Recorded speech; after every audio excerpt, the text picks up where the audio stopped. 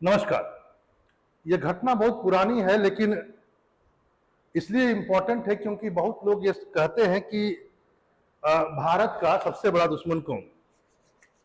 हम लोग कई बार लड़े पाकिस्तान से, लेकिन सच्चाई यह है कि यदि आप पूरा अंदर तक घुस करके पड़ताल करेंगे तो ये शुरू से, शायद जिस दिन से भारत आजाद हुआ उस दिन से यह जग जाहिर है कि भारत का सबसे बड़ा यदि कोई दुश्मन है तो वो चाइना है। हाँ, हम बोल नहीं पाते हो, अलग बात है। हो सकता है हमारे लीडर्स के पास में इतना क्षमता ना हो, डर लगता हो, क्या क्या कारण हो सकता है, लेकिन सच्चाई यह है कि चाइना ने कई बार भारत को अपने तरीके से चलवाया। यानी मानो उसने एक स्क्रिप्ट लिख रखा हो और हम सिर्फ उसमें एक मोहरा या एक्टर बनकर रह गए। घटना है 26 मई की 1955 की। यानी यह वह वर्ष है जब यह लगभग साबित हो चुका है कि चाइना भारत का एक बहुत बड़ा दुश्मन है। शायद सबसे बड़ा ना हो उस समय, क्योंकि भारत का दुश्मन उस समय सबसे बड़ा गरीबी हो सकता हो, क्योंकि भारत अभी आजाद ही हुआ था 47 में। हाँ, 49 में चाइना भी आजाद हुआ। आजादी का दिन देखा जाए, आजादी के वर्षों को और समय काल को देखा जाए तो लगभग दोनों देश लगभग समान समय में आजाद हुए। भारत 47 में, 2 साल पहले चीन से, और चाइना 49 में। लेकिन 55 में ही यह साबित हो गया था कि चाइना भारत को किस तरीके से देखता है। चाइना चाहता है कि पूरा एशिया का पावर उसके हाथ में, रिमोट बटन हो। वर्ल्ड को वो मल्टीपोलर होने की बात करता है, मतलब विश्व में शक्ति के कई केंद्र हों, इसकी बात वो करता है। कोई एक देश शक्तिशाली ना हो विश्व में, लेकिन जब एशिया की बात आती है तो वो एशिया को यूनिपोलर बना करके रखना चाहता है। यानी कि एशिया को में एक ही बॉस होगा, मैं। और भारत का कैसे इस्तेमाल किया और कैसे उसने भारत के इस्तेमाल करके यूएनएससी का मेंबर बन गया 1971 में, हम समझ तक नहीं पाए क्या चल रहा है वर्ल्ड सिनेरियो में, वैश्विक मंच पर क्या चल रहा था, शायद हम समझ नहीं पाए। आप कहेंगे बात क्या है सर, खुल के कीजिए। बात में खुल के कहूंगा। कश्मीर प्रिंस एक जहाज है जो एयर इंडिया ऑपरेट करती थी। कश्मीर प्रिंस यही है जहाज, और वर्ष है 1955 का, बात है 26 मई की। ये जो जहाज है इसे जाना था कुछ इस ढंग से, मैं आपको दिखा देता हूं। ये जहाज जो कश्मीर प्रिंस है, जिसको एयर इंडिया ऑपरेट कर रही थी, वह मुंबई से निकल करके, ध्यान रखेंगे मैं बता रहा हूं उसको कैसे जाना था। ये मुंबई से निकल करके कलकत्ता आती, और कलकत्ता के बाद इसे जाना था हांगकांग, और हांगकांग में जाकर के यह वहां जो चाइना के प्रधानमंत्री थे झाओलाई जो प्रधानमंत्री थे चाइना के, उन्होंने बाकायदा कश्मीर प्रिंस को हायर किया था।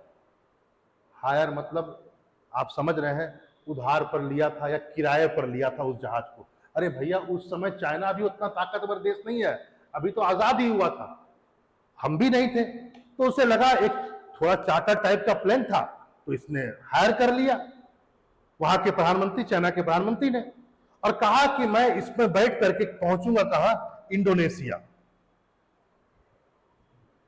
इंडोनेशिया में 1955 में होने वाला था बांगडुंग सम्मेलन। आपको पता होगा कि बांगडुंग सम्मेलन 1955 का पहला सम्मेलन है जिसमें तृतीय विश्व के सारे देश, मतलब एशिया और अफ्रीका में जो अधिकतर देश जो नए नए आजाद हुए थे, वो वहां इकट्ठा होने वाले थे। और यही बांगडुंग सम्मेलन आगे चल करके गुटनिरपेक्ष आंदोलन का क्या बना, एक स्तंभ बना, नेम का। क्योंकि आपको पता है कि जो नेम था वो बेसिकली कोल्ड वॉर के पीरियड में आया था, शीत युद्ध के पीरियड में आया था, शीत युद्ध के कालखंड में आया था। और मेन था क्या, न हम रसिया की ओर रहेंगे ना अमेरिका की ओर रहेंगे, हम न्यूट्रल रहेंगे। ये जो न्यूट्रल वाला कॉन्सेप्ट था इसी को गुटनिरपेक्ष आंदोलन जिसको आप कहते हैं, यदि उसकी नींव रखी गई तो बांडून सम्मेलन में रखी गई। इसे ही प्रथम एशिया और अफ्रीका का सम्मेलन भी कहा जाता है। वही सम्मेलन में वहां जाओन लाई जो है चाइना के प्रधानमंत्री शिरकत करने वाले थे। ठीक है, और ये प्लेन वहां पहुंचता है और वो कहते हैं कि मुझे कुछ गड़बड़ी हो गई है, मुझे अपेंडिक्स का दर्द हो गया है और मुझे अब इसको ऑपरेट कराना पड़ेगा। और उसके बिहाफ में कुछ पत्रकार, कुछ अधिकारी बैठ जाते हैं, वो नहीं बैठते हैं और ये प्लेन बीच रास्ते में ही उड़ जाता है, बम ब्लास्ट हो जाता है। जहाज भारत का, सारे क्रू मेंबर भारतीय, चलाने वाले भारतीय। और हांगकांग पहुंचने के बाद जब चाइना के प्रधानमंत्री ने मना कर दिया तो कुछ देर के बाद हुआ वही जिसका डर था, बम ब्लास्ट हो गया। और अब सारी सके भारत के ऊपर कि भारत ने बम ब्लास्ट किया। उस समय के सारे अखबारों में यह आ रहा था कि भारत को क्यों ने टेररिस्ट नेशन घोषित कर दिया जाए। CIA, KBG जो रसिया का है, MI10 जो ब्रिटेन का है, ताइवान का, इनके खुद संगठन जो इनका चाइना का जो क्या कहता है एजेंसीज थी, उन्होंने भी यही कहा कि भारत का हाथ। क्यों? क्योंकि भारत चाहता है एशिया में वह सबसे पावरफुल बन जाए। बहुत सारे लोगों ने बड़ी बड़ी बातें कही कि एशिया में एक लड़ाई चल रही है, सबसे बड़ा कौन नेता, चाइना या भारत। तो इसी लड़ाई का परिणाम है, सबने ऐसे पोर्ट्रे किया, सारी एजेंसीज ने यही कहा। और यहां पर बात सिंपल थी कि अगर विस्फोट हुआ और भारत का ही हाथ था तो क्या चाइना के प्रधानमंत्री को पता था कि वो बैठे क्यों नहीं? बैठ जाते, उड़ जाते, तब समझ में आता। लेकिन समझने वाली बात यहां पर कुछ और है। समझने वाली बात यह है कि इंडोनेशिया, चलिए पहले मैं वहां तक पहुंचूं, पहले उससे पहले मैं एक दो बातें और आपसे कह दूं। वो यह है, जैसा कि मैंने कहा कि ये जो कश्मीर प्रिंस है, जो जहाज है, ये बोइंग ने नहीं बनाया था, ये लॉकहीड मार्टिन का था एक जहाज, जिसको एक तरह से अप्रैल 1955 में बम से उड़ा दिया गया। और जब उड़ाया गया तो नाथुना एक आइलैंड है इंडोनेशिया में, वहां पर इसके टुकड़े गिरे। और वाजिब बात है, जो एयरक्राफ्ट था उसका नाम क्या था? कश्मीर प्रिंसेस। और इसको ऑपरेट कौन कर रहा था? एयर इंडिया या इंडियन एयरलाइंस, उस समय एयर इंडिया ही बोला जाता था। माना जाता है पैसेंजर 11 थे, इसमें अधिकतर चाइना के लोग थे। जाना इसे था जकार्ता एयरपोर्ट, पहुंच सका ही नहीं, हांगकांग से उड़ा, बीच में खत्म। जो क्रू मेंबर्स थे उसमें अधिकतर इंडियंस थे और 3 बचे। आपको पता होना चाहिए सब लगभग सब मर गए, केवल 3 लोग जीवित बचे, उसमें से तीनों के तीनों भारतीय हैं जो बचे। और हम लोग इस पर बाद में आएंगे कि कौन बचा कौन नहीं बचा। यही व्यक्ति हैं जिनको उस पर जाना था, यानी चीन के प्रधानमंत्री, the first Republic of China के जो प्रीमियम है, इनको कहा गया प्रीमियम वहां के प्रधानमंत्री को पहले यूज किया था। वैसे अधिकतर समय ये एक तरह से कहा जाए फॉरेन मिनिस्टर के रूप में रहे, झाउन लाई। लेकिन आगे चलकर उसी पोस्ट को प्राइम मिनिस्टर भी कहा गया, तो झाउन लाई हम लोग प्राइम मिनिस्टर ही कहेंगे, यहां पर इस बात को समझा जाए। और इन्हीं को एक तरह से उड़ाने की बात थी जिसमें भारत का नाम लिया गया। और यह बांगडुंग सम्मेलन जहां पर इनको जाना था, जो ये पहुंच नहीं पाए। भारत पर सब नजरें टिकी हुई थी। और होता क्या है जरा समझिए, देखिए नेहरू जी हैं, थोड़ा चिंतित हैं, आपको दिख रहा होगा फोटो में नेहरू जी थोड़ा चिंतित है इस घटना से। लेकिन हंसी की बात क्या है, जरा इसको देखिए। यहां पर ये भी पहुंच जाते हैं, लेकिन 2 दिन के बाद। और उससे भी हंसी की बात, इन्होंने कहा क्या, मेरे अपेंडिक्स में दर्द है, मुझे ऑपरेट कराना है। सर ऑपरेशन तो नहीं हुआ, कोई ऑपरेट तो नहीं हुआ। बिना ऑपरेट के मुस्कुराते हुए ये व्यक्ति 2 दिन के बाद बांगडुंग कॉन्फ्रेंस में पहुंच जाते हैं, यानी इंडोनेशिया। तो प्रश्न उठता है कि क्या चाइना भारत को फंसा रहा था या भारत का इस्तेमाल कर रहा था? या बात कुछ और थी, स्क्रिप्ट कुछ और था, हम भी नहीं समझ पाए और चाइना भी नहीं समझ पाया। तो यहां पर समझने वाली बात यह है, जरा इसको समझिए। हुआ क्या कि इस बात को ध्यान में रखा जाए कि चीन ने इसके बाद अपनी प्रतिक्रिया जवाहरलाल नेहरू को दी। व्यक्तिगत रूप से प्रधानमंत्री ने फोन किया और उन्होंने कहा कि मुझे नहीं लगता है कि इसमें भारत का कोई हाथ है, लेकिन सारी एजेंसियां आप पर उंगली उठा रही हैं, निशाना आप ही की ओर है। मतलब दोरंगा, बायस नेचर। मतलब हम कह रहे हैं कि आप नहीं है, लेकिन मेरी एजेंसी भी कह रही है कि आप है। चिंता होना वाजिब था भारत के लिए, भारत की साख चुनौती पर थी। लेकिन एक फेवर उन्होंने किया गलती से, चाइना ने। उन्होंने कह दिया कि हम इन्वेस्टिगेशन, जहां जहां वैश्विक लेवल पर इन्वेस्टिगेशन होगा, हम अपनी तरफ से कहेंगे कि आप ही का ऑफिसर इन्वेस्टिगेट करे। और जो इन्वेस्टिगेशन में गए वो थे बेसिकली रामेश्वर नाथ काऊ। रामेश्वर नाथ काऊ के बारे में मैं बता दूं, जो राव, यानी जो बेसिकली आप जिसे जानते हैं, जो भारत में विदेश में जो भारत की गुप्तचर संस्था जिसको राव कहते हैं, उसके फाउंडर मेंबर है। इनके द्वारा ही राव स्टेब्लिश हुआ और ये पहले चीफ है राव के। 68 से 70 तक ये राव के हेड बने रहे। आप सोच सकते हैं कितना बड़ा शख्सियत है। इन्हीं को भारत ने भेजा। लेकिन शायद चाइना को यह नहीं पता था कि हमारे देश को आप बेवकूफ न समझे, क्योंकि चाइना ने अपने देश के इंटेलिजेंस ब्यूरो को क्यों नहीं चुना, आप सोच सकते हैं, या वहां के अधिकारी को क्यों नहीं चुना इन्वेस्टिगेट करने के लिए। उन्होंने भारत को ही चुना, क्योंकि शायद उन्हें लगता था कि भारत लास्ट यानी कि पॉइंट तक नहीं पहुंच सकता, भारत के लोग तो बेवकूफ हैं। मतलब ऐसा थिंकिंग, और वैसा ही थिंकिंग पूरे वर्ल्ड में भी था उन दिनों भारत के प्रति। लेकिन जब ये वहां पहुंचे तो इनका धीरे धीरे इन्होंने खोलना शुरू किया, तो पता चला कि प्रधानमंत्री जी को 6 घंटा पहले पता चल चुका था कि उसमें बम है, लेकिन उन्होंने भारतीयों को नहीं बताया। इससे भी बुरी बात, उन्होंने चाइना के कम से कम 13 लोगों को मरने दिया, उनको भी नहीं बताया। और यह बात 6 घंटा पहले उनको पता चल चुकी। चलिए, हम ये तो नहीं कह सकते कि उन्होंने मरवाया, पता चल गया था। अब आते हैं बम कौन रखवाया था। तो माना जाता है कि इनके द्वारा जो पता लगाया गया उसमें यह पता लगा कि यह बम ताइवान ने रखवाया था अमेरिका के कहने पर, क्योंकि जो बम के जो पार्टिकल्स थे उसमें जो डेटोनेटर का यूज किया गया है वो अमेरिकन मेड डेटोनेटर, बाकायदा अमेरिका का वो डेटोनेटर था और अमेरिकी कंपनी का। अमेरिका बाद में पीछे हटा, उसने बोला ठीक है यार, डेटोनेटर मेरा था, मैकेनिज्म तो मेरा नहीं था, और भी बहुत सारी चीजें लगती है। लेकिन इतना जरूर था कि अमेरिका का डेटोनेटर था।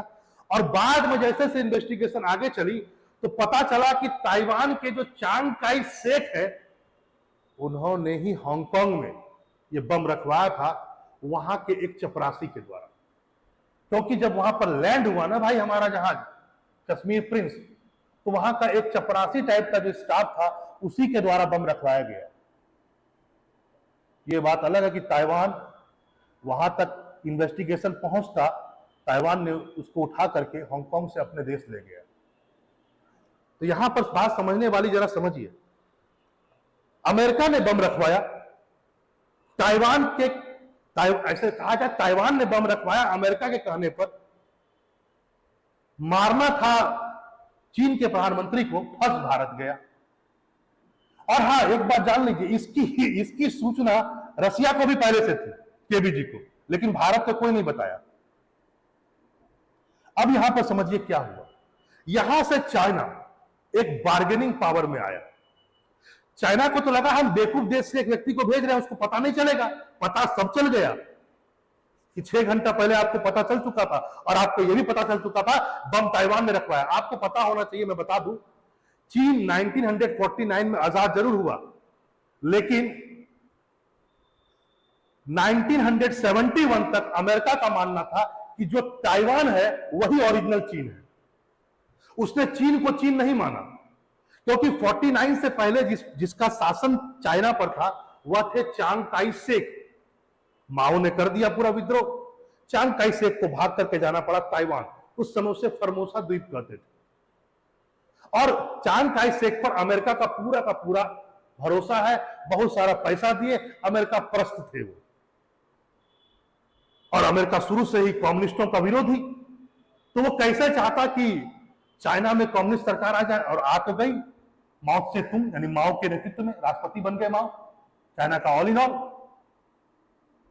लेकिन इस जो खुन्नस थी अमेरिका की, वो खुन्नस बहुत दिनों तक जारी रही। उसने ओरिजिनल चाइना नहीं माना चाइना को, उसने किसको माना? एक द्वीप जो है ताइवान, उसको माना चाइना, और उसी के राष्ट्रपति को, उसी के चांग काई शेक को माना हेड चाइना का।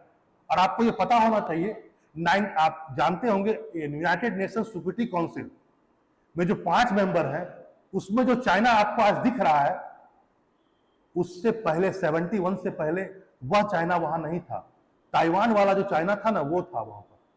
1971 में जो चाइना आप आज देख रहे हैं, वह जाकर मेंबर बना P5 का, सिक्योरिटी काउंसिल में जो परमानेंट सदस्य 5 है उसका।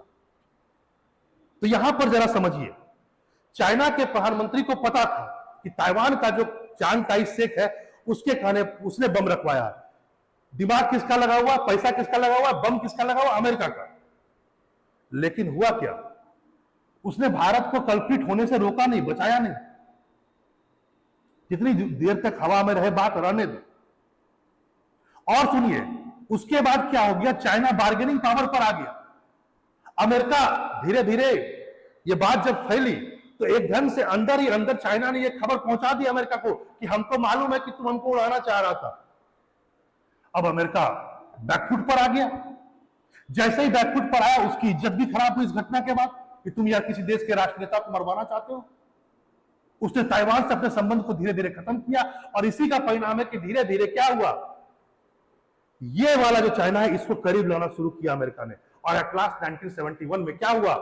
चाइना को, जो आज का चाइना है, उसको यूएनएससी में परमानेंट सीट दे दिया गया, यानी यूनाइटेड नेशन सिक्योरिटी काउंसिल, सुरक्षा परिषद में परमानेंट सीट दे दिया गया।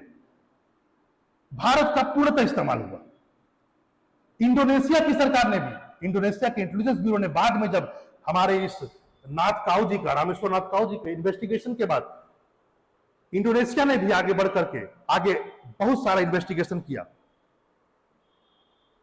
हांगकांग की पुलिस के साथ मिलकर के, और वह भी इस निष्कर्ष पर पहुंचा कि इसमें अमेरिका और ताइवान का हाथ। लेकिन हमें बेवकूफ बनाया गया। हमें पहले यह बताया गया कि आप हैं, आप ही प्रूव कीजिए कि आप नहीं हैं। और जब इतनी खबरें आ गई, तो आज तक इसे सार्वजनिक नहीं किया गया। सबसे बड़ी बात, इस चीज को चाइना ने भी आज तक सार्वजनिक नहीं किया, और अमेरिका ने भी नहीं किया। अब आप सोचिए क्या स्थिति है। यदि आप इस इन्वेस्टिगेशन को सार्वजनिक किए होते कि अमेरिका ने करवाया, ताइवान और अमेरिका ने मिलकर करवाया, तो हम कम से कम सही मायने में सही तरीके से रह पाते। लेकिन उन्होंने पूरा इस्तेमाल किया आज तक।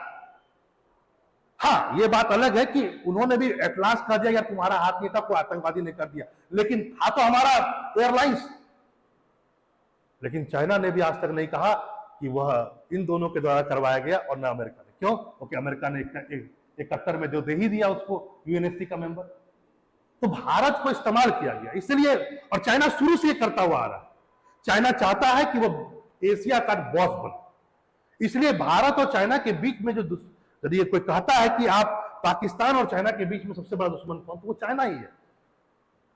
55 में ऐसा कांड होता है भारत। उसके बाद नेहरू जी एक प्रस्ताव लेकर के आते हैं, कहते हैं हिंदी चीनी भाई भाई। नेहरू जी को भी समझ में आ गया कि चाइना के मन में क्या है, लेकिन थोड़ा कम समझे। 59 में पंचशील सिद्धांत लेकर के आ गए, लेकिन क्या हुआ? 62 में एट लास्ट चाइना ने भारत पर अटैक कर ही दिया। हर गेम जो आज आप देख रहे हैं, वो चाहे मालदीव हो, चाहे वो पाकिस्तान हो, चाहे वो बांग्लादेश हो या नेपाल में भारत जो विरोध हो रहा है, इन सब के पीछे यदि आप देखेंगे तो चाइना एक रिवॉल्व कर रहा है सबके आगे पीछे।